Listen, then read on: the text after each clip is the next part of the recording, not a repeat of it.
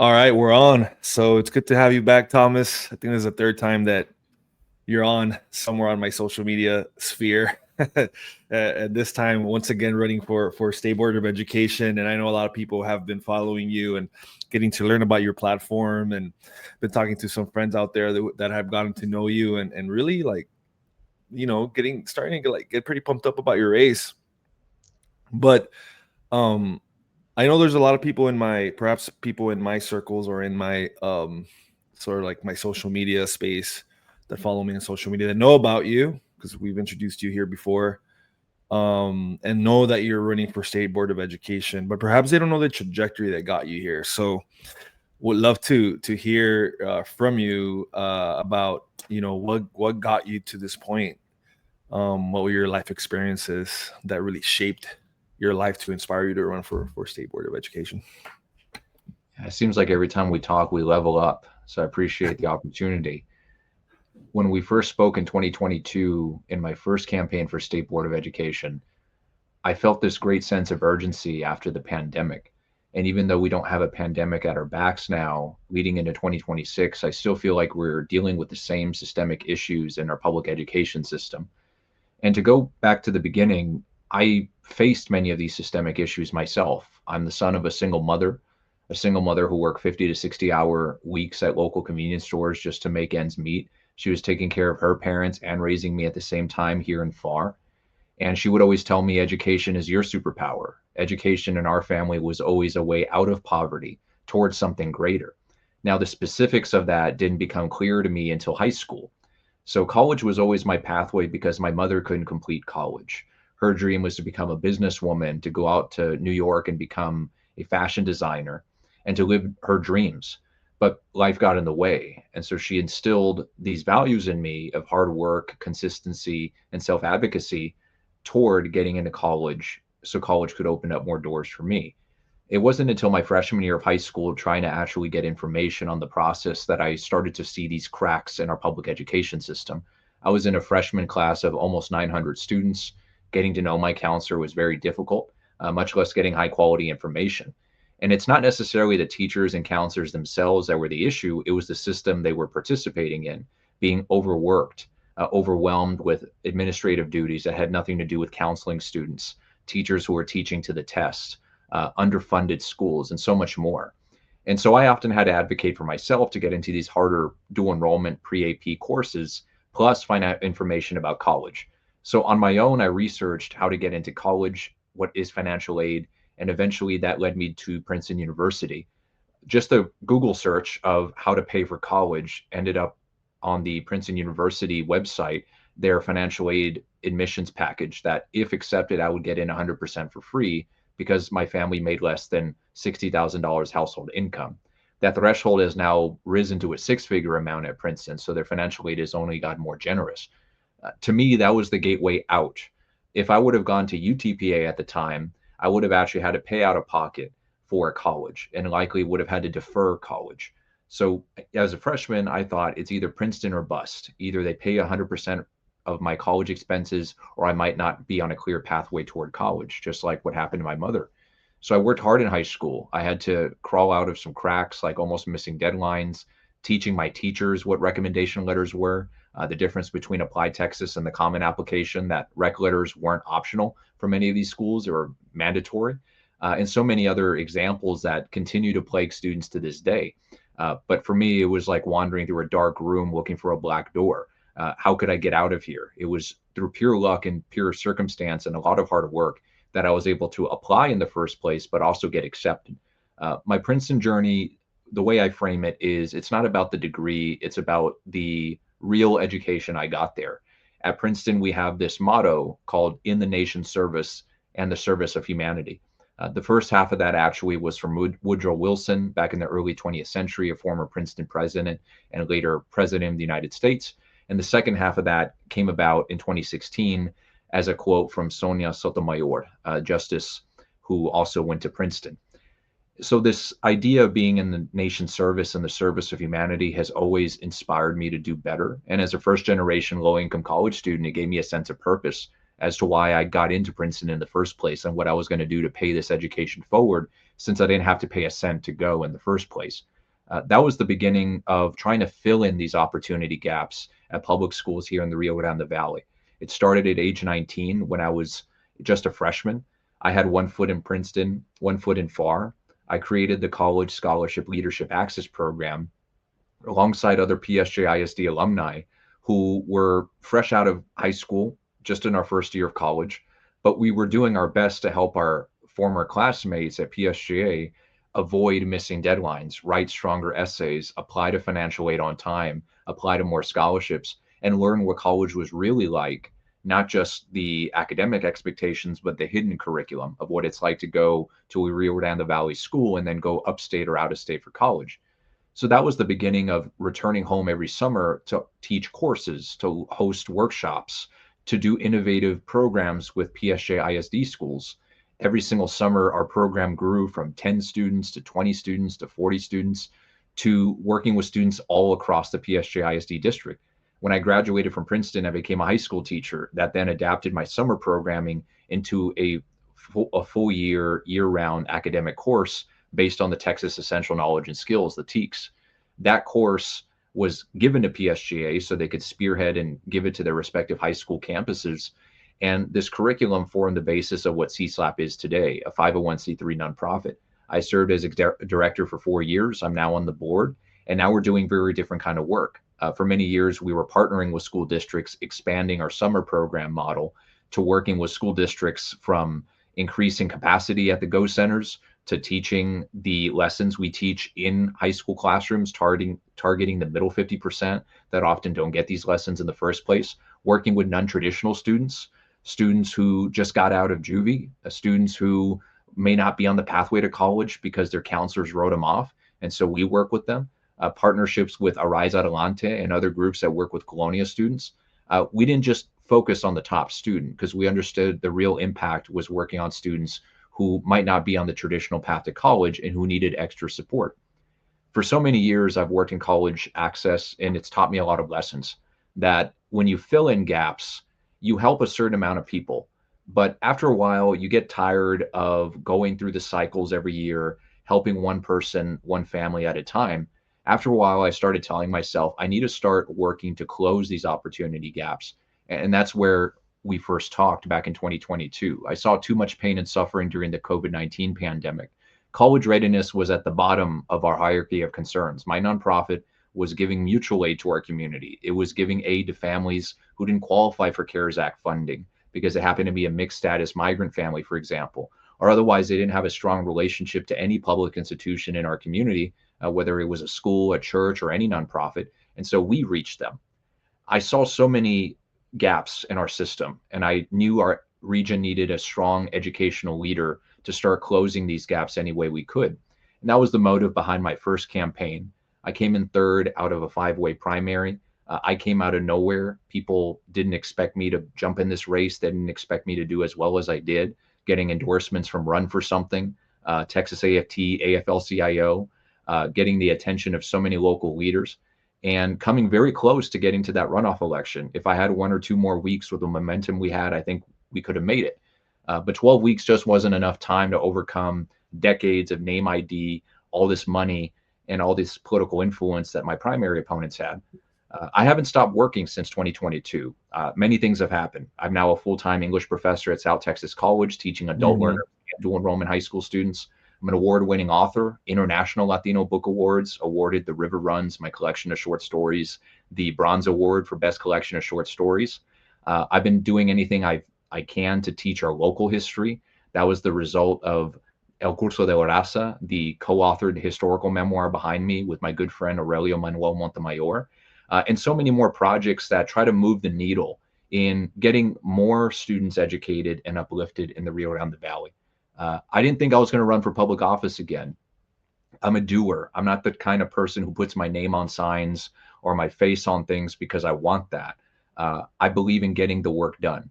And after Donald Trump was reelected, after Governor Abbott signed into law his voucher scheme, and after seeing so much damage done in the first few months of this new administration earlier this year, I decided I couldn't stand aside. So to me, being in the nation's service and the service of humanity means doing what I can in my power to help people. And I think running for the State Board of Education is the first step in that. Yeah, thanks so much for that. And you pointed to so many things that I could relate to um, in talking about your trajectory to this point. Um, Professionally, personally, for me, I think there are things that you mentioned about growing up in a low income household with a single mother. I think a lot of people resonate with that and understand those challenges and the fact that you were able to overcome barriers sort of on your own, right? Your own research, Googling, financial aid, uh, college application information. And I think one really clever thing you just said that I think is so true, is spot on, is that some of our public schools that we went to, some of the schools that we went to were under resourced. It's not that counselors or teachers didn't have the capacity to help us to get there. It's just that when you have 40 students to a classroom, or you only have like four counselors to, counsel, uh, I don't know, a class of 1,100, like for me in La Jolla High School, it's hard for the small amount of counselors to actually give the time and attention needed to every single student. Um, so I come from a migrant farm worker family. I'm the youngest of five. My mom, when I was growing up, was always at the packing shed working really hard. My dad was still working class when we were growing up in South McAllen before we moved to Palmview. And public education and schooling was always ingrained in me. That's something that I needed to do so I could have a better future than them. But to be quite frank, my parents only had a sixth grade education, so they didn't know the system. So navigating that system with me and my siblings is something that we kind of figured out, sort of similar to what you did on your own. I had some siblings to sort of like help me that were a little bit older than me, that helped guide me in that sense. But yeah, I remember senior year in high school, just kind of like hoping and praying for a football scholarship. And thankfully it came through, but I remember being very, very lost and having to figure things out very last minute. And so by the time that I had an opportunity to professionally be in a position to do college access work at La Jolla, it took me back to my struggle and my confusion with the system when I was 17, 16 years old, and being able to help or create systems in place at the school district to try to improve access or understanding for first generation students or non-English speaking parents to understand the financial aid process or access to college. So those gaps existed and they were hard to overcome in my time there, and I'm sure they still exist. So I think your work at CSLAP was an incredible way to try to fill that gap. um and I say this to the audience just to remind folks, like, Thomas isn't just a guy that's you're not just a guy that's just running for office just for the sake of running for office. This is, I think, something that you've been dedicated to for quite a long time, considering like how young you still are. Like, you've been at this for over a decade, not just something that you suddenly just got dedicated to. So kudos to that, man. And super excited that somebody that actually has a deep background understanding in education at a pretty thorough level is running for this position at this time, right now. Yeah. Thank you. No, that means a lot because I think we need more doers in public office.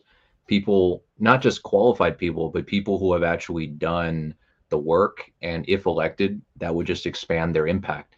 And to me, that was my justification for running again. If I seem to be the strongest candidate, and if I were elected, I could get actual good things done in the next 4 years, then those are the two check marks for me putting my hat back in the ring. And I think more people should believe in themselves. If they know that they've done some good work in their community, whether they're in elected titles or positions or not, I think they should have faith in themselves that if taken to the next level, they can spread their impact and impact even more people.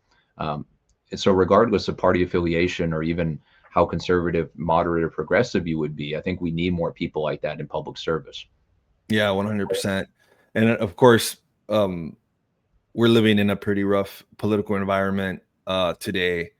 Um, so how I would imagine you're feeling that it's even more important because of that. Like I think it was this morning that I saw Greg Abbott on an article on the Hill stating that he is openly targeting leftist ideologist professors in college campuses across the state of Texas, completely overriding or contradicting their freedom of speech mantra that they ran on last year, that Republicans ran on last year. So there seems to be this series of attacks on freedom of speech that's threatening, professors and researchers. I'm somebody that's been battling cancer in the healthcare system. There's a lot of research with the National Institutes of Health that are being defunded, that is going to be impacting like the education system, right? If there's some defunding there, right? And it just kind of cuts all the way across to things that you mentioned, like the voucher scam that's sort of been pushed down our throat during the special legislative sessions, like the 3 or 4 of them that Greg Abbott called throughout the year. The stakes are pretty high, man. Like, this isn't a normal election, I don't think, considering the moment that we're in. From the first time that you ran for office in 2022, has your calculus changed in change in the way of like how you think about how you should run an election and how you communicate with voters in this moment? Because I think Democrats for a long time had a certain thought process on how to run elections. Has that changed in 2025, 2026? Yeah, we live in very dark times, and it can be difficult to reconcile. In the campaign, I see a lot of small-mindedness and pettiness when it comes to vengeance politics and the reason why people might support one person over the other. And politics becomes like a sport to some people. And I have to deal with some of that as a candidate. And I have to balance that with the existential threats that we're facing at our federal and state governments. The beginning of this year, I was amazed at the speed of which Doge was crushing government agencies and how this even happened in the first place. The mere thought of the Department of Education being dismantled, the idea that we can have such big grifts going on with the Trump meme coin and all the work that his sons are doing behind the scenes to make as much money as they can before this second term is over. The oligarchic nature of our country being on display at the inauguration and the big influence of big money. And that's all at the federal level. At the state level, we see the trickle-down effect of our governor kowtowing to whatever the president wants, whether that's moving to the extreme right, privatizing public education, or redistricting in the middle of a decade just to simply give more Republican seats to the Republican president, which Donald Trump explicitly said. With all that being said, all of that is so existential and big, and it can feel de-empowering some ways to think, well, I'm running for State Board of Education. I'm focused on math and reading education, 21st century skills, and fighting for public schools. I can see people's eyes glaze over in the audience about, yes, but what about the ICE raids in the community? What about what's happening at the federal government? What about this? What about that? And it can be difficult to connect the sense of urgency that they're witnessing and the destruction they're seeing with what I'm running for. So the one way I try to tie it all together is by focusing on the big picture and the long term, that we have to be clear-minded. We are going to move forward past this era in some way, shape, or form, maybe weaker or stronger. It's ultimately up to us as a public. But what we do need to do is reimagine our systems. Public education is not perfect. And so public education is under threat by defunding, death by 1,000 cuts, privatization, religious fundamentalism, and so much more. We need to make sure this institution that we've taken for granted for so many years comes out much stronger, yes, but also different for the 21st century. And that's what I'm talking about on the campaign trail. We can't just simply be anti-Donald Trump and anti-Greg Abbott. We have to be very proactive in putting forward an alternative future for our public schools. And they can't look the same way that they always had. We have to do out-of-the-box thinking. We need generational change in bringing some of this change in our public schools. I can do what I can in our public education system. We need other leaders to step up and say, I'm going to do that in the economic field. I'm going to do that in the business field. I'm going to do that in that field. I'm going to run for state senate. I'm going to run for city councilman. I'm going to run for my school board. We need a wholesale effort here. One candidate can't be the hope and change that we relied on back in 2008. I think what we need is a whole movement of people who believe that our systems are crumbling and we need to reform them, or else we might lose them. They might not ever look the same again. And I think public education is a perfect example of that. If we do want more empathetic voters in the future, if we do want more critical thinkers in the future, if we want to live in a better country in the future, I do think that work starts at the State Board of Education in the long term, to make sure that our education is not uh, of lesser quality to other states simply because we're putting certain donors and certain special interests above the facts, above the truth, over what works in our public education system. If there are states like Mississippi, Alabama, Louisiana that can Mhm. somehow get literacy and early childhood math correct, and national news outlets can cover these states and say, hey, they're doing something that works, I don't understand why Texas can't do that either. So we are really behind when it comes to this issue that I care about. But connecting it to the larger issue of what we see happening in our country, I think we need to think of the short term and the long term. And I think what I'm running for ultimately is going to help us in the long term. And that's how I Yeah. reconcile it. On a personal level, before I started running, I had this idea that the race had already started without me. So when I made my phone calls to very specific people to ask them, are you going to run? And they said no. I thought, okay, the gateway is clear for me. I almost have to run because I've run this race before. I have a foundation. I know what to do now to win. I know how to win. And I know why winning is even more important this time compared to last time. And it's been a true treat actually to sit down with some brand new candidates who have sought me out for some advice. And I deeply respect that and appreciate that. And what I tell them is what I wish I would have known in 2022 is if you're truly doing this for the students, if you're truly doing this for other people that you care about, winning has to be the number one goal. You Mhm. can't be an altruistic loser. If you lose, you have no power. If you lose, you can't make the differences you're proposing. All this campaigning, all this time, all this effort means nothing if you lose. And so you have to win. And so tell me, what is your plan to win? You can't just run a campaign because you feel like it. You can't just run a campaign because you think magically your name will get out there. You need to fundraise. You need to get a winning coalition of people who might not agree on everything together. You have to work your ass off. And if you don't do that, and if you're not wanting to do that, or you don't know how to do that, then I don't think you're in the game of winning. We need to win as Democrats. And that's how different I am from 2022. I still have that same sense of urgency and that sense of altruism, but now there's a fiercer, more urgent need to be more straightforward and to be fighting truly for other people who I know will suffer if I'm not successful in many different ways.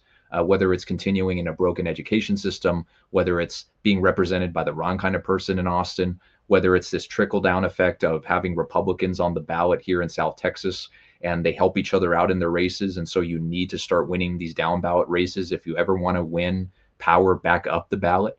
Imagine if we had all these different strong candidates from the school board all the way up to the state board. We can sweep the 13 Court of Appeals back. We can win back State Senate District 27. We can be a much stronger bulwark against the Republican flood that's trying to take Congressional District 28 and 34. And maybe Mhm. just maybe we can flip Congressional District 15 if we work together. And so that's the way I see it. There's a lot more at stake now than last time. Yeah, so much is linked, right? And so much nesting opportunity for those like top of the ballot races that you just mentioned at the congressional or state level. And I'm glad you injected the subject of power because it's such an important piece that sometimes may be taboo to people to talk about, especially maybe people that are apolitical. And when they hear the word power, they maybe get turned off by that. But the honest, like when we are honest about what it's going to take to really provide the goods for people that need help in our society, right? We can't avoid the subject of power and who has the power. So understanding who has the power, who's been making these decisions, for the last 30 to 40 years in Texas, for example, who is financing the current elected officials that want these voucher scams. I think Chellerico and Gina Hinojosa have done a good job at educating at least a Democratic voting base who those billionaires are, right? And understanding like what it's gonna take, having a honest view of what it's going to take to get that power and win. So I'm glad you're doing that. I do think that there is I the days of just running for the sake of running and seeing if we're going to win, those days are over. We need to figure out ways to win or actually leverage power or be very competitive in many of these races to push forward the agenda, the pro public education agenda, the pro public education policy agenda that we talked about earlier in this discussion.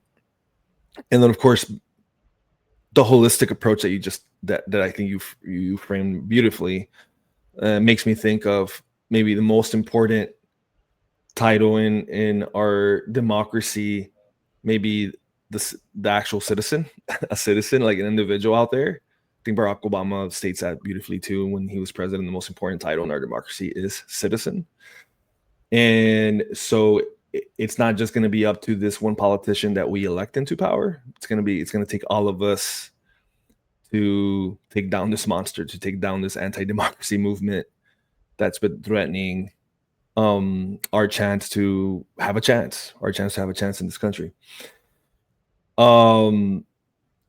So what have you been hearing on the ground? I know that you posted earlier, I think I saw it on TikTok or somewhere, that y'all got finally deliver your first 5,000 flyers out in the community. I imagine you've had a lot of conversations with folks at the door on community. What are some of the highlights? What are people talking about when you ask them about their education priorities? Does it match some of the stuff that you were thinking about, or are there some interesting surprises out there?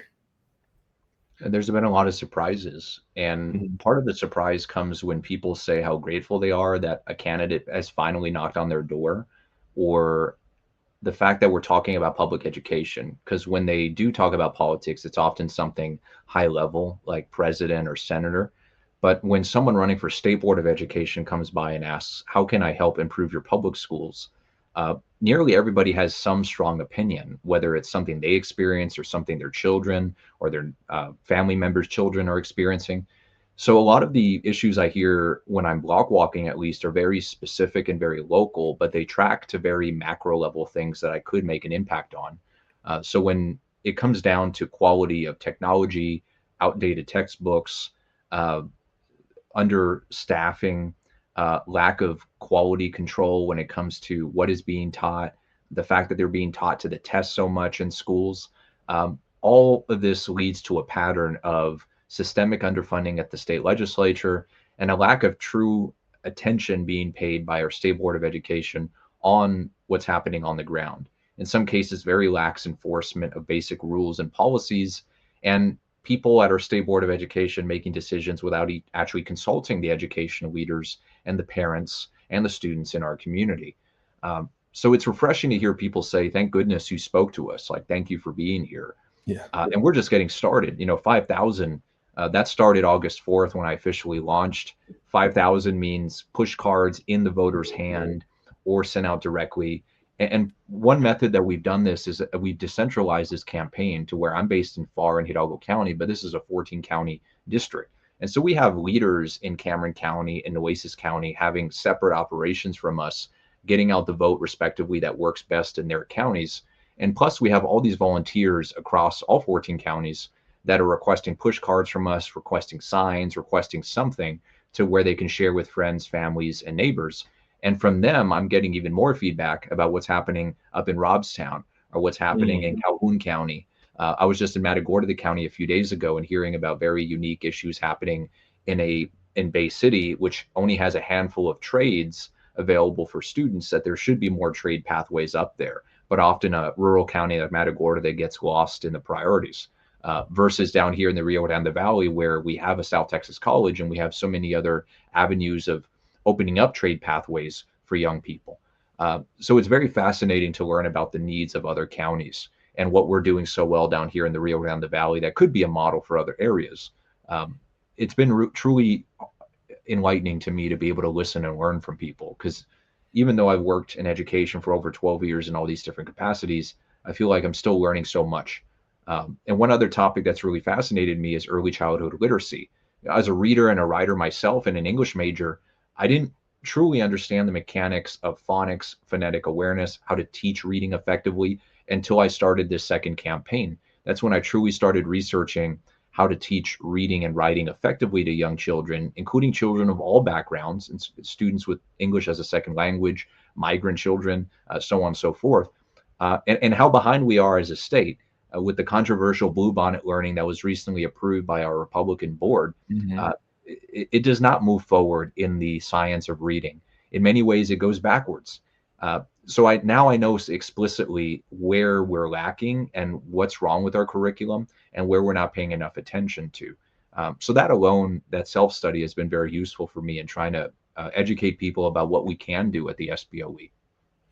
Yeah, thanks for that. And when I think about, I have an organizing background, and very much in many ways, I'm still involved in organizing, or a thought partner to many organizers here in Texas and in other states. And one of the issues that has been cutting across, we usually think about like what are bridge building issues that cut across ideology, maybe race, background. Education seems to be one of those issues, especially here in Texas. We saw that with some of the polling that we saw with the voucher here in Texas, where about 30% of Republicans were actually opposing the voucher scam. Greg Abbott's own, like, part of his own base was lobbying against it, particularly out in rural Texas. Um, so I guess I wanted to gauge you a little bit on that. We know that your district, well, at least I know, because I'm a political nerd and I know what the breakdown is in your district. It's pretty much a battleground state board of education district with these 14 counties. Could literally come down within a few points or hundreds of votes, right? So do you feel, has there been enough on the ground? Have you heard from people, Republicans in these rural counties, about their concern about this voucher? And do you see some opening to persuade people over to your side, regardless if they are registered Republicans? Have you had those conversations, and do you see that as a bridge building opportunity here in Texas? I think that's exactly what the power of the State Board of Education is that it focuses on issues that inherently are not partisan, or at least not should not be. We are Democrats and Republicans at the State Board of Education, but the issues that we focus on to a large degree cut across ideology. It's not until the past 10 or so years, I would say, that ideology has truly started to creep in almost in every facet of what the SBOE does. The topics I talk about, which is enhancing the way we teach reading, writing, and math to children, inserting more 21st century skills in our junior high and high school curricula, making sure our public schools do have all the resources and funding they need to succeed. These should not be democratic policies, but in the 21st century, in the year 2025, they are for the State Board of Education. I don't believe in putting political or religious teachings into our classroom.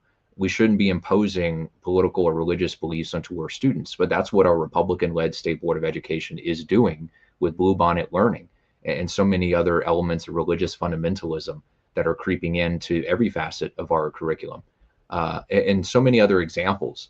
When it comes to school vouchers, I also don't see this as a democratic issue. Like you mentioned, Republicans are against it too, because they realize that in the rural communities, vouchers can devastate their public schools.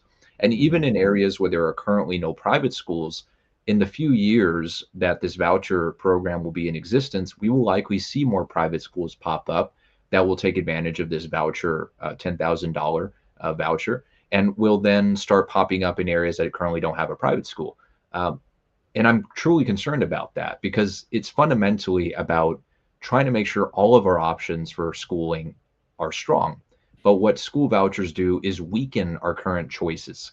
So I hate the fact that Republicans have started co-opting these terms: school choice, parental empowerment. In my view, you're disempowering the vast majority of parents who are not going to use a voucher, and you're empowering the small minority of parents who likely already have their children in private schools. Now they just get $10,000 off the tuition. You're also weakening your choice of schools by death by a thousand cuts, sending students from public schools to private schools. The attendance money follows them, and it doesn't fundamentally fix the problems going on at that public school. So this message is resonating. I've been talking to many people who said, I don't vote in the Democratic primary, but you've got my vote in the general. And primarily That's pretty in cool. that, yes, I just have to make it out of my primary this time. So I think that's going to be the tough fight, in my honest opinion. But we'll see. But in my view, the voucher issue is a huge issue in my race, even though the State Board of Education doesn't directly vote on vouchers. But what our current State Board of Education member did do in January 2023, he, among a few other Republicans, voted to revoke the State Board of Education's longstanding opposition to school vouchers. So this was during the first big push for vouchers back in 2023, which ultimately failed, but recently succeeded just a few months ago here in 2025. In my view, that was the bulwark falling. When the State Board of Education, which is supposed to stand for public schools, says we no longer oppose school vouchers because Republican mega donors are influencing our Republican State Board of Education members, then our State Board of Education has abdicated its responsibility to public schools. Yes, the primary duties are to revise and update the Texas Essential Knowledge and Skills, instructional materials, set graduation requirements, and other duties. But that specific issue of revoking its longstanding opposition to school vouchers on a principle level, I think was a betrayal. And I think anybody who voted to revoke that opposition should not be sitting on the State Board of Education. And our member is one of them. That was among one of his very earliest votes. So I will be holding him accountable to that. And when Republicans learn that our current state board member supports school vouchers, they immediately turn to what I have to say. So that has been a very winning issue so far. But I also bring it home by saying I'm not just against school vouchers. I do have an alternative plan. I plan on sitting down with Democratic and Republican lawmakers to close these opportunity gaps at our public schools. You can't just throw money at it. You have to be very targeted in what needs more funding.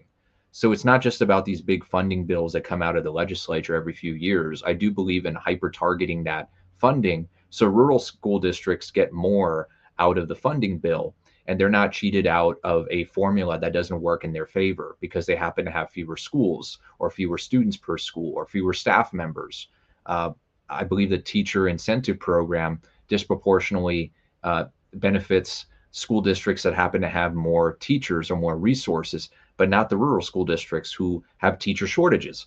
And so we need programs that work and help all school districts. And that's what I'm listening and learning from our districts about. Our school districts that have been meeting with me have been teaching me very specific adjustments we can make in certain codes and certain legislative priorities that I would be willing to sit down with our lawmakers to push very specific items. And I do think you need that intermediary between the local voices and the state lawmaker voices to both increase the capacity and to push certain issues, but also to make sure you're fighting for the right people. I wouldn't be fighting for lobbyist interests. I would be fighting for the interests of our schools. So whether you're a Democratic or Republican person, whether you're a rural or a more urban school district, my goal is to be there for you. I don't see this as a Democratic versus Republican race. And adding to that, this is not a Democrat or Republican race. And thinking about this voucher scam, and you just mentioned Texas Education Agency and their sort of endorsement, or not sort of endorsement, a pretty clear endorsement of that. From everybody in the state of Texas, who wins? Like who benefits from this voucher system? I think it's so important to talk about that. Like, we'd love to hear from you. Who are the people that win in this? A very small select group of political influencers and donors. It comes down to Wilkes and Dunn, the two mega billionaires in our state, and this network of right-wing organizations they fund that carry out their work of electing candidates and pushing very specific issues, whether it's vouchers, whether it's culture war issues that divide people up. We have a very complex network of influence in our state that is run by big money interests. But it really does come down to a handful of individuals who are shifting our state much further to the extreme right. These Republican members of the state legislature that eventually voted for the school voucher program, many of them were brand new state lawmakers because in 2024, the state lawmakers, Republican state lawmakers that voted against the school voucher bill in 2023 got primaried most of them, if not nearly all, running in those races lost their primaries. Those primary opponents were funded by this right-wing network and the governor and his special interests. Uh, to me, that is the epitome of what's wrong with our state. That you have Republican members who bucked their party because they knew they were doing the right thing for their communities, who suffered and who lost their positions as a result of it. And it's not that the voters turned away from these members because of their principled vote on vouchers. It's that the voters were swayed to vote for the primary opponents because of culture war issues that had very little to do with what our public schools need, or generally what our state needs in the first place. I do think culture war issues were the defining issue of the 2024 elections, both in the primaries we're talking about, but also in the general election at the presidential level. I think James Talarico is an excellent communicator when it comes to being Mhm. clear with voters. We can't be looking at each other from a left to right prism. That's us fighting each other. We have to look bottom to top. We have to look up at the people who are pushing us against one another and dividing us up based on these culture war issues. I think fundamentally we have to focus on that. We can't lose the forest through the trees. Yeah, and these two billionaires, I think they're big oil billionaires out of the Permian Basin, Wilkes and Dunn. I learned about them through my research of my personal research of campaign finance, follow the money. That's just something that I do on my own time. I'm a political nerd like that. But um, I try to think of them. I try to think of like why they wanted to do this. So I imagine there's economic benefit for them and their friends, or to enrich their friends who want to invest into the private school system.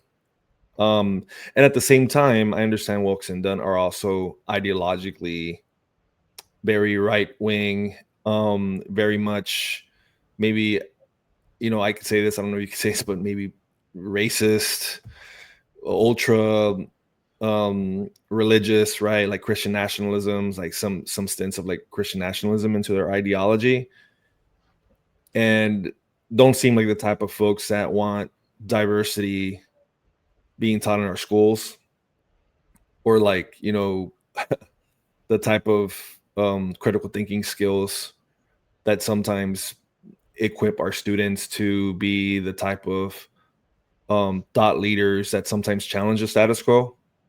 So it seems like they're motivated by money, but also creating a population that isn't going to push back against their interests long term.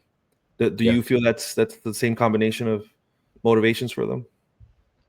Based on what I know about Wilkes and Dunn, I think they are ideologically driven, and I think they are driven by profit. And they truly do believe that religious fundamentalism is the way forward for a better state. There's also much smaller networks of millionaires and billionaires that are influencing very specific interests that benefit from this too. You see these vendor contracts starting to get put up for the voucher program. You see very specific entities lobbying for certain curricula and certain textbooks and certain instructional materials at the State Board of Education.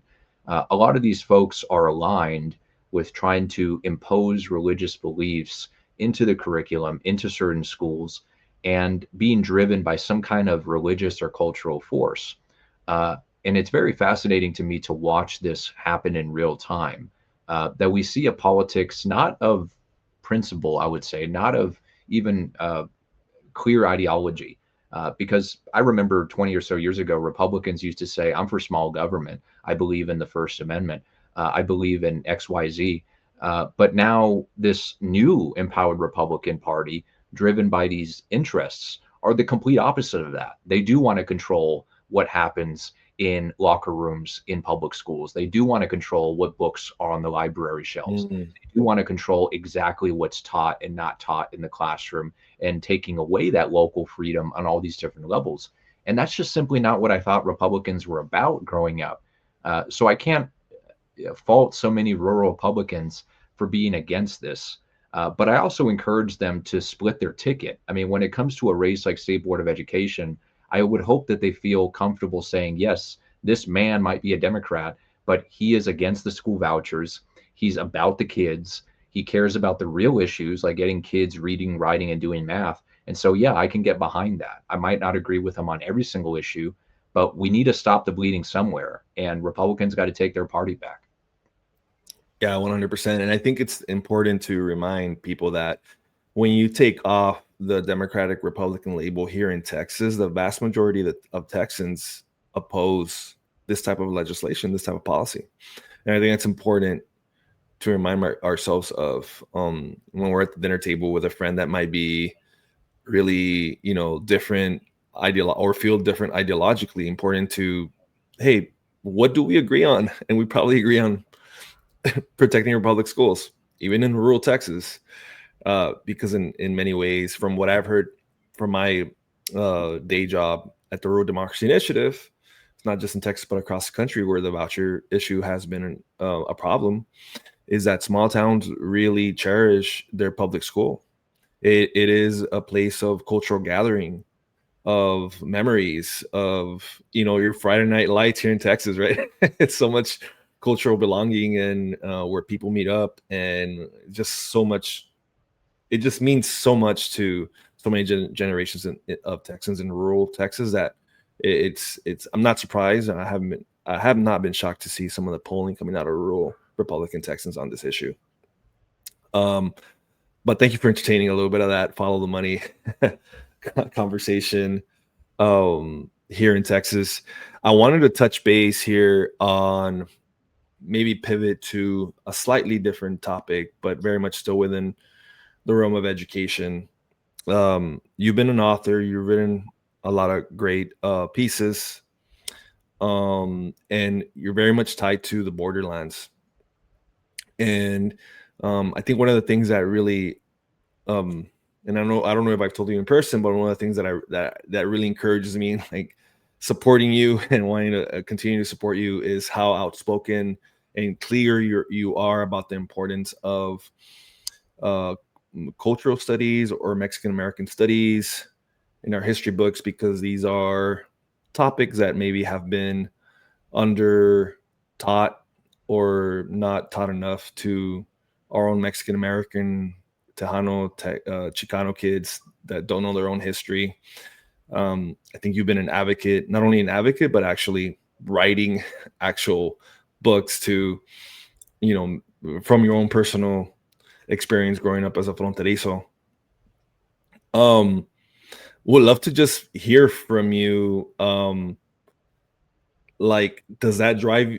Is that one of your driving forces too? Like, in wanting to be in the State Board of Education, like defending diversity, defending our identity, your identity as a fronterizo, because I certainly feel that it's threatened right now. Like they want to completely erase it from our history book. Is that one of your driving forces for this as well? Yes, I'm a big proponent of ethnic studies, and not just ethnic studies as courses, but the topics of Mexican American civil rights history, African American civil rights history, undertold histories that we can teach in social studies courses, whether it's Texas history, US history, you name it. I think our history standards need to be made more comprehensive. More history is good, it's not bad.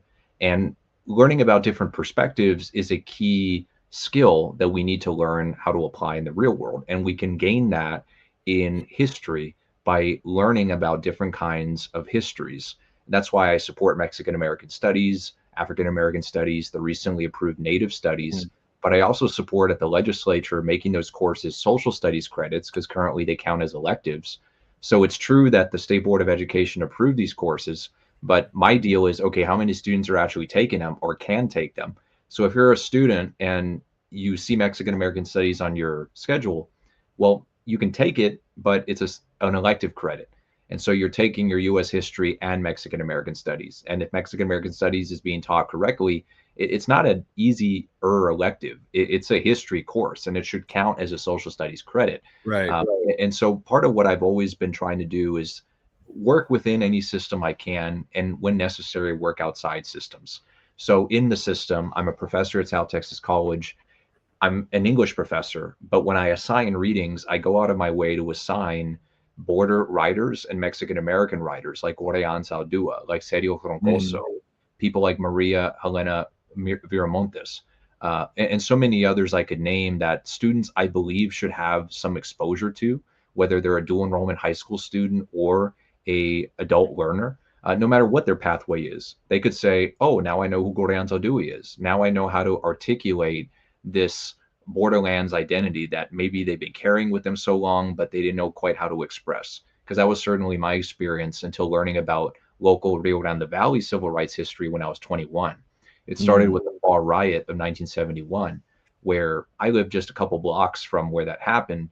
And every single day I drive down Cage Boulevard, I pass the Ramos Hairstyling Center on Bell Avenue. And one summer when I was back from college, I remember seeing a dilapidated bench outside that said "Rest in Power ALF." So all it took was me researching what is ALF, what does that mean, to learn what the Far Riot was, the significance of how it was a turning point in our civil rights history in the Valley, how it ended up allowing us to elect our first Mexican American mayor in the city of Far, and so many other ripple effects that we are simply not taught in our local public schools. And the people involved in the civil rights protests of that period are unfortunately passing away, and the stories are getting lost. When I met mm, Aurelio Manuel Montemayor in 2014, it took years for him to slowly tell me his story about being the co-founder of the first accredited Chicano college in Mercedes, of co-founding the Curso de la Raza, this 3-day weekend retreat of training barrio men to become leaders in their communities during the Chicano civil rights movement, and so many other things he's done that I've written in El Curso de la Raza that I know elements should be taught in junior high school. They simply are not.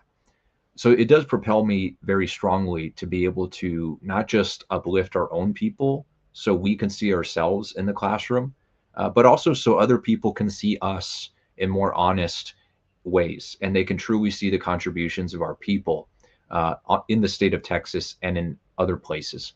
Right mm. now, we're in defense mode. We need to do everything we can to protect ethnic studies from being under attack. When elected, I plan on expanding them any way I can in our schools. Yeah, and what would you say to people out there? Because there's certainly like people like me and people that have been in the activist circle that understand the importance of this.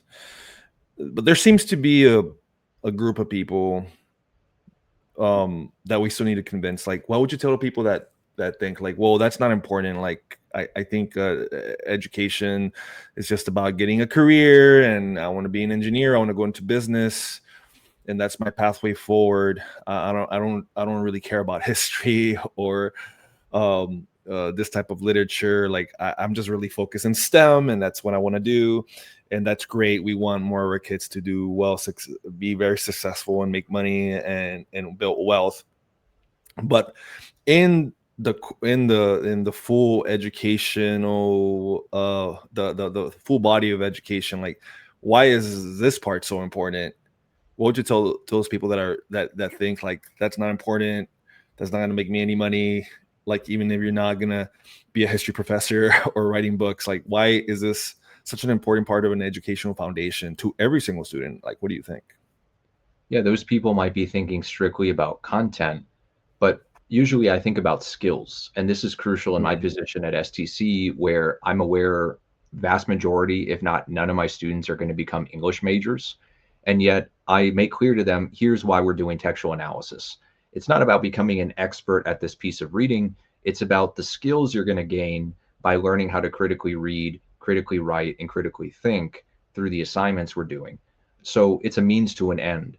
So if someone doesn't care at all about the content of Mexican American studies, for example, they will gain some invaluable skills they can take with them to their career. One of them is perspective taking and learning how to articulate your own perspective as well as take in other perspectives that you might not have considered. It's also in the 21st century cultural relevancy. And some people recoil at that. But the harsh reality is we live in a global economy. You have to know, especially if you want to go into business, the example you gave, um, what kind of cultures are you working with or dealing with? mm, And how do you navigate certain cultural differences that you can easily gain through history, through literature, and through other liberal arts? So you do need that. It's a bit of the content, but more so it's the skill of navigating cultural relevancies in your workplace. There's also so many skills you gain via history. It's critical writing, it's critical reading, it's critical thinking. It's learning diverse perspectives in ways that you never open up your brain in this way before, that literature and history help you do so. So it's less about the facts and less about the figures you might learn in a history class. It's more about the assignments you do that help you gain skills that help you become competitive for that job. In the world of artificial intelligence, this is crucial, that you cannot graduate anymore as a single focused person. You can't simply say, I'm the engineer, I'm the businessman. In order to compete in the 21st century, you need to be able to be more of a Renaissance man and learn parts of the Mm, liberal arts that can apply directly to your field. Because there are artificial intelligence tools out there that likely can do part of what you do effectively, but will help you stand out is your ability to engage with the liberal arts, to know how to apply historical lessons to the present, things like cultural relevancy, and so many other things I can talk about. And I say this as an English major. I'm not an expert on any of the specific readings or courses I took in college. Those were just a means to an end to become a much better reader, writer, and thinker today. And I think everybody can benefit from that kind of training.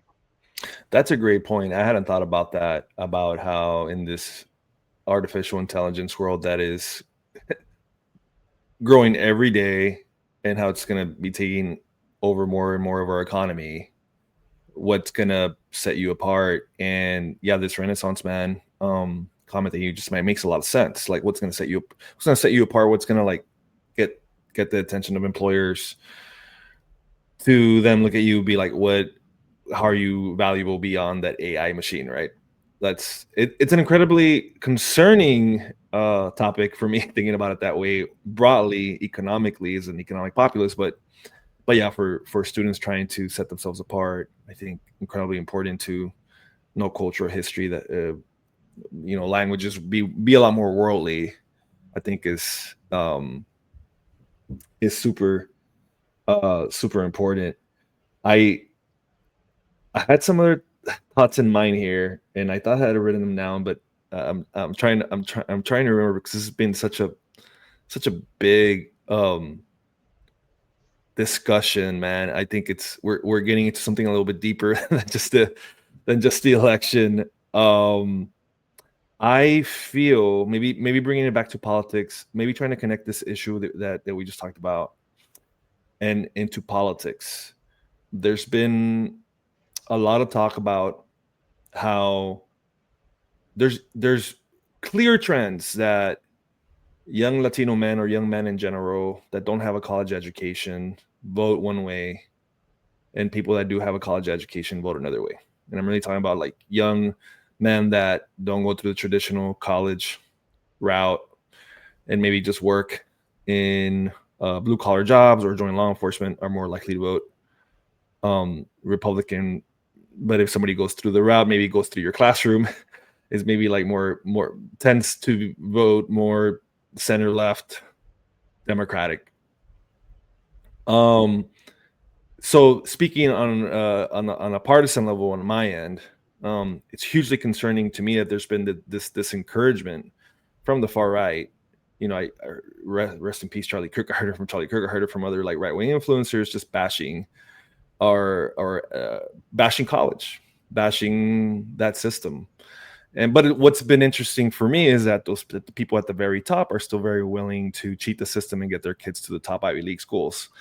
At the very same time, they're the people telling us that college is a scam. So I wanted to make that clear that if it were such a scam, why are they trying to set up their kids to be at those top institutions? So just wanted to like get your sense about that. I know it's a little bit of a touchy subject because a lot of our young folks here in the Rio Grande Valley, college is not their route.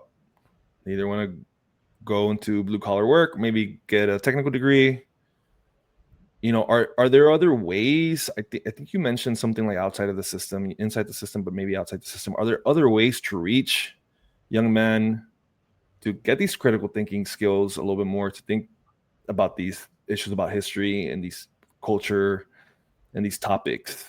Because if they're not gonna get in high school, because I think here in Texas, like very much biased towards the right wing, and they don't want to teach our history. They don't go to college. They're definitely not going to learn it after high school because they're not going to college. Like, what is that outside the system?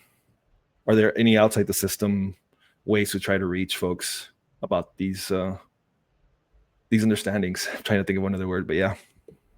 I'm really concerned about the politicization of this, where when I was a college student, I didn't believe that college educated people versus non-college educated people was such a partisan divide that it's become, according to the data. And even based on political party prioritizations, where you have Democrats advocating for basic student debt relief for public servants, for example, versus Republicans who um, don't care about that. And they, if anything, want to silence and reduce academic freedom at universities, which is what's happening currently under the Trump administration. Um, I believe we need to reclaim the core tenets of what going to college is truly about and try to disseminate some of these core tenets to other programs to reach young men in particular. So when I went to college, it wasn't just about getting a degree for me, it was about learning about the real world and how to operate in it.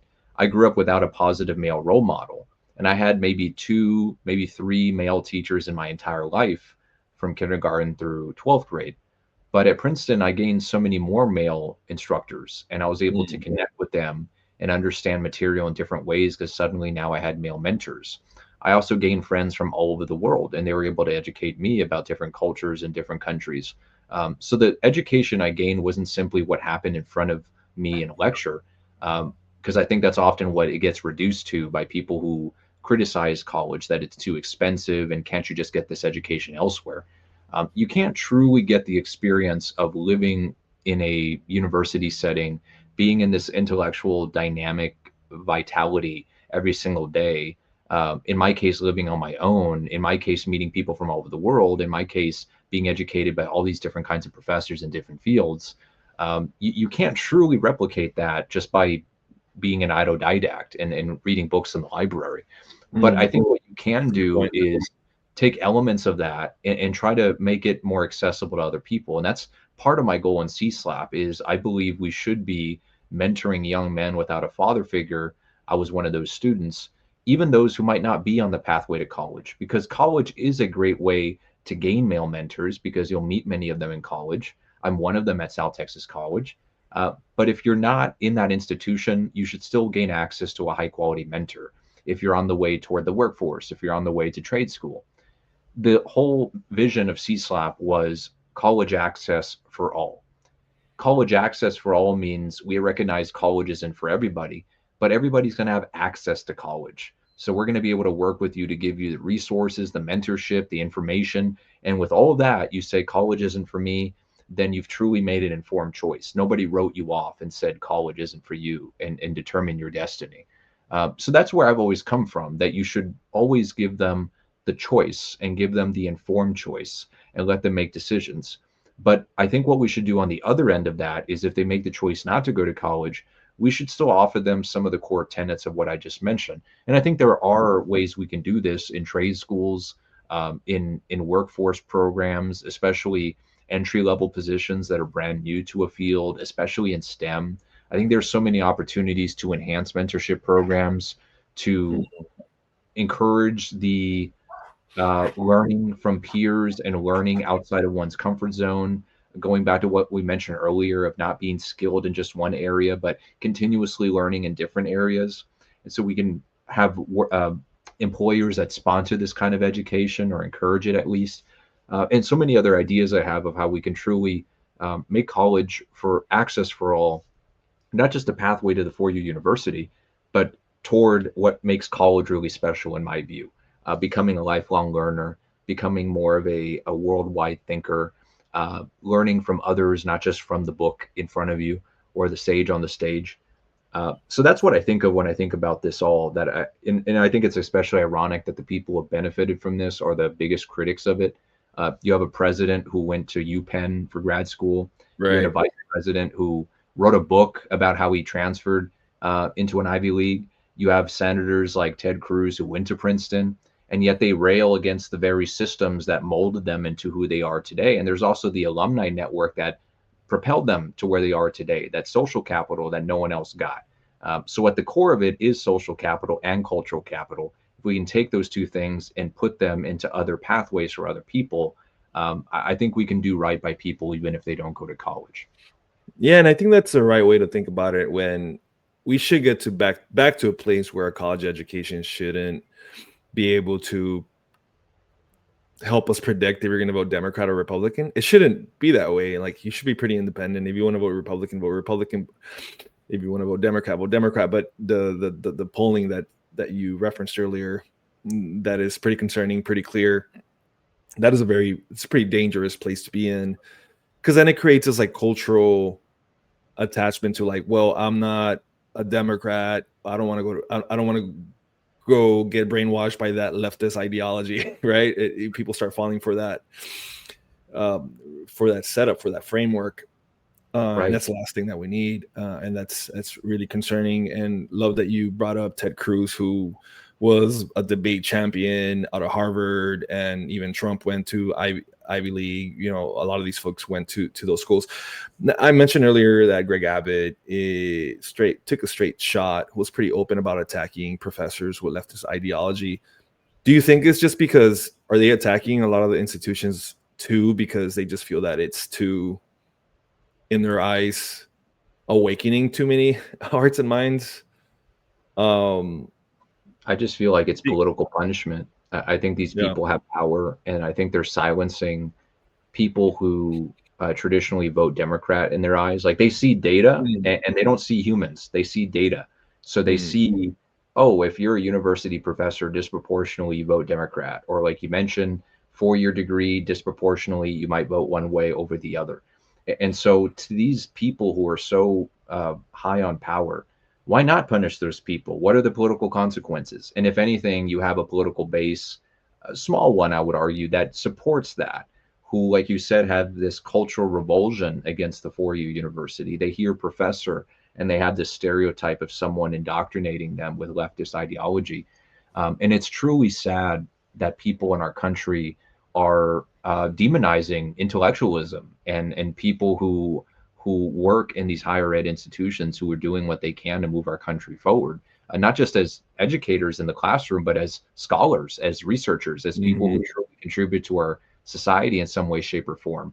And going back to what you were saying, I think if we can take those mind expanding elements of college, expanding one's social capital with people from different perspectives, the cultural capital, to where you become a more worldly person. Even if you don't go to college, there must be a way you can gain these things if you go straight into the trades or straight into the workforce. I think that's the way forward, because they might not realize it, but they're gaining the elements of what a good college education is supposed to do for you, expanding your perspectives and your experiences of the world, not just gaining good lectures in the classroom. And so I think if we develop systems that encourage that, especially in K through 12 education, then I think we'll have a much better society in the end. Yeah. Super interesting. I think about a lot. I can't help it, but I think a lot about the no college required job postings that the federal government right now is offering to young men, particularly young Latino men in South Texas, for ICE, to be ICE agents, to be Border Patrol agents. Maybe there's other industries that may be offering that type of opportunity to men that are trying to climb up the economic ladder. A lot of them are children of immigrants, or second generation, third generation, that have struggled economically and financially, and find it very appealing to jump into the middle class without having to go to college. I find it incredibly concerning, because I just, the big ugly bill, it's a big beautiful bill. I call it the big ugly bill that Trump and the Republicans passed earlier this year, adds another $400 billion to the Department of Homeland Security. It's now one of the top 2 or 3 economic drivers in border counties like Hidalgo County, or in Laredo or Brownsville. And it's certainly going to continue going up with that amount of money in that budget. the it concerns me. I'm sure it concerns you. As I know, we talked a little bit about like cultural issues and like political dynamics in education. I think there's another layer to that, and maybe a little bit more specific to the border. Um, like it makes me feel like they just want to completely like eradicate like the value of college education or some type of like critical thinking. Here, we'll give you a $50,000 bonus to go like deport your own people. It just feels so cruel. It feels so like out of whack. Like we're in a twilight zone. It just doesn't feel real. Is This is there any where way? Is there any way we could compete? Like creating a different, more fair and just economic system, like other. And I know you work with the economic development. You work in economic development in Hidalgo County, so you actually pretty. You've thought about this when you were at your time in Hidalgo County, like wondering like what can we create? Like, can we actually like have the political? If we had the political in Hidalgo County, can we create better, more just economic opportunities versus just jumping into like ice? Yeah, these are the topics that truly energize me that I wish I could talk about in my position. You know, I'm so focused on curriculum and textbooks and these things Hmm. that matter, but these more macro level issues I really care about. And if anything, I know more about. Um, and they're what energized me in the first place to get into politics back in 2016. I don't think we have enough candidates talking about wealth inequality and the concentration of wealth in a select few individuals and corporations and how that translates to power, and how if we continue to perpetuate a society in which wealth is such extreme power and power is concentrated in the select few, it weakens and it de-diversifies our economy. I think the Rio Grande Valley needs to move away from very specific industries and trying to do its best to diversify its economy, which is easier said than done, and it's a long-term project. But what we see is a top-down approach currently, in which you described one, in which the pathway to become an ICE agent is such a favorable one to people who live in a broken economic system, in which anything to get out of the working class is the pathway to success for so many people. And if those options are fewer and fewer with every passing year, if we live in an economy in which we have a 725 minimum wage, we have the proliferation of minimum wage jobs, we have the lack of educational opportunities, we have a system in which our people are starved for these kind of positions. And so when the opportunity arises, you have people foregoing principle, overlooking uncomfortable realities, call it what you want, but they jump onto these pathways towards success. And these then become the new pillars of our economy in our region. And this is a self perpetuating cycle in which more investment will come in this way. And it's seen as a good thing for so many of our people who live here in Hidalgo County in a 27% poverty rate. It begins with our schools. We need to make sure that we're teaching 21st century skills in which you're competitive right out of high school for good, high paying jobs.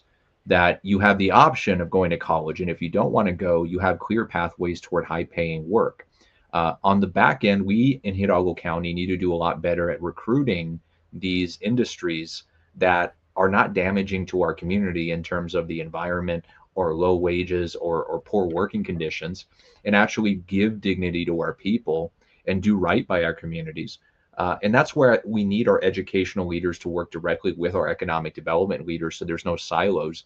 Because often, if there's silos, one bends to the other. So let's say industry comes in, suddenly the educational system needs to react to make sure there is a pipeline toward that industry. And if the schools sit up a system in which students are getting educated in certain fields, and that those industries are not here in the valley to catch them, they're going to start leaving. And suddenly there's a brain drain effect to where no, we Right. should be getting them straight into these industries. So we need to work together to make sure we're in a synergy in that way. Of course, much easier said than done.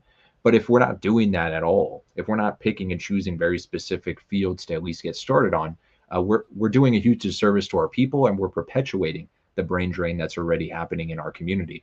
But there are some bright spots. I think nursing and healthcare generally is such a great example of how Region 1, local school districts, and our economic development leaders are stepping up to make sure that we can keep that talent here.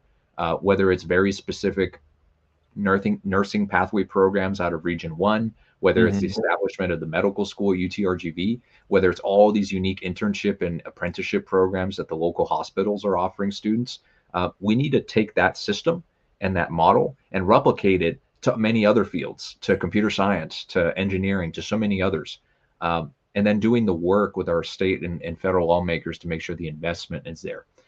So it's a very energizing topic for me, and I do hope to play a role in that at the State Board of Education by making sure our statewide curriculum does fit the needs of the 21st century, and that our local schools have the flexibility and freedom to be able to implement these programs that will guide students toward higher paying jobs out of high school graduation. Yeah, and I always feel that we've been a little bit shortchanged down here, considering that we're on the border. There's a lot of international commerce and trade. I think Laredo is the biggest like inland port of entry. They're also in a 956. And historically, if I had to bet, if I had to bet like on any data on investments in the state of Texas, I would imagine the border counties have been vastly underinvested economically by the state of Texas versus other communities across the state. But we give a lot more, like we contribute so much more to this state than we receive back, unfortunately. And I think some of that has to do with political power. We talked about power earlier, but also level of education, underinvestment in education. And that has certainly improved with the medical school here and the UTRGV system. There's lots of improvements, leaps and bounds. You work at STC. STC offers incredible opportunities for so many of our students that don't go the traditional route all the time. So definitely improvements there. And yeah, I remember when I was in La Jolla, I wasn't an expert on this topic, but it's like we want to get our kids to have a very high level education, but are they going to have a job that matches their skill set here in the Rio Grande Valley, which is a very real thing. And it was so our students get it. You know, when I was in the counseling department in La Jolla, it's like, sir, why am I going to go to college? I'm just going to go work in the oil fields, like, and I'm going to go get paid $125,000 a year, make more money than my parents combined. Or I'm just going to go into the Border Patrol. Like, why do I need to do that? Like, they hear it, they understand it, they comprehend it, right? And if there's no other options for them, they understand that that's where they're going to go. They have to go that route to help their family financially and economically. But anyway, we've gone over the hour here. I was hoping to keep it under an hour. We've gone over the hour, and I bet we would probably go another hour. We had the time, but Thomas, would love for you to maybe tell the audience, you got any events coming up, or where can they follow you on social media, or any final words for folks out there and how they can get involved with your campaign? Yes, I'm on Facebook, Instagram, and TikTok at Thomas Ray Garcia. And I need your help, whether it's your time or your money. Time, I'm hosting multiple block walking and phone banking opportunities every single week. I'm starting extremely early to show strength and the viability that we can indeed be the strongest Democratic campaign to flip this district from red to blue. This district was flipped by 0.4 percentage points in 2022. I believe we can be the South Texas Democratic campaign that flips a district from red to blue. And I want you to be part of that. So phone banking, block walking, reach out to me so I can get you on one of our teams. If not, we can organize around your schedule to come to your neighborhood. I also am getting donations. So I need as many donations as possible to fund this machine that we're building all across the 14 counties. And I can send my Act Blue. You can find my Act Blue on my website and in my social media. Any amount matters. For a race like this, we're not going to raise a 7-figure amount. There are U.S. Senate candidates that raise a 7-figure amount within 12 hours. But over 6 months, the next 6 months, if we can raise a 6-figure amount, we're going to be in serious business when it comes to being competitive in the general. So every single dollar you donate to us goes much farther than it would be going to any other candidate. So please consider donating, and it will be a big support to us. Thanks, Thomas. Yeah, super important that sometimes our most important title in our society is citizen. Sometimes that means putting in our tennis shoes on the weekend, knocking on some doors for our candidate of choice, or donating $25, $10, whatever you can. everything goes towards building up this grassroots movement for campaigns like Thomas's campaign, and also allows for us to not be trapped in only being funded by millionaires, by single donors that control campaigns and elections. That certainly democratizes that. So really, really love the work that you're doing on that, Thomas. I appreciate you having. Thank you for the platform. Appreciate you being on. Thanks, man. All right.